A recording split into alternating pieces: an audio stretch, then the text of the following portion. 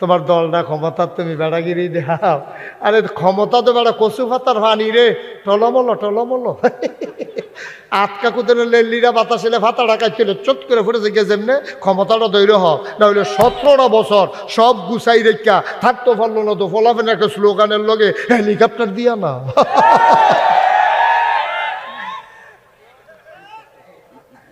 এটা এত সোজা মনে করছে? এত সোজা? ইচ্ছা করলে আপনি ক্ষমতাটা ধরে রাখবে। এটা সম্পূর্ণ আল্লাহর দান। কার দান? আল্লাহ দিয়া টেস্ট করে পারবেননি।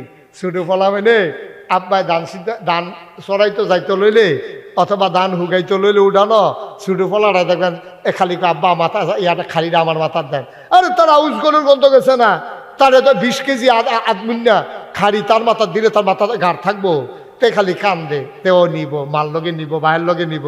তখন মায় করে গীতা ছুটে একটা জাহিয়েন না তার মাথার দিয়া সেরা উপরে তো এক খাবলা দেয় দিয়া চায় ঘাটটার নমুনা গিরহ।